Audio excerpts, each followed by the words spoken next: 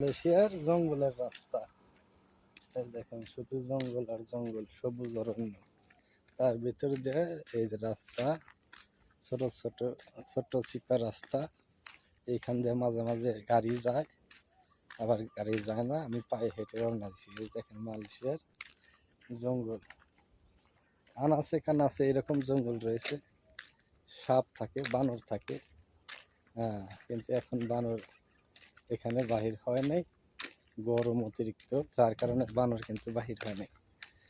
দেখেন মালয়েশিয়ার জঙ্গল, সবুজ সবুজ অরণ্য, মালয়েশিয়া চারিদিকে শুধু সবুজ আর সবুজ।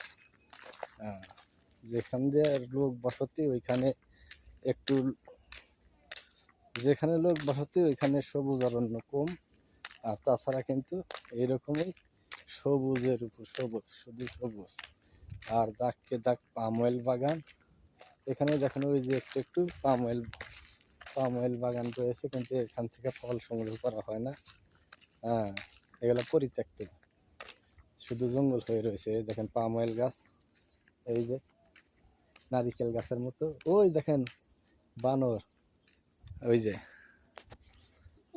যে বানর, কয়টা বানর, 5-7টা বানর, কিন্তু ইয়ের উপর দেখেন কতটি বাচ্চা বাচ্চা বানর পাম অয়েল বাগানের উপর, পাম অয়েলের গাছের উপর দেখেন চাকিয়ে রয়েছে।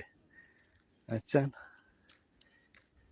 এইরকম জঙ্গল মালয়েশিয়ার জঙ্গল।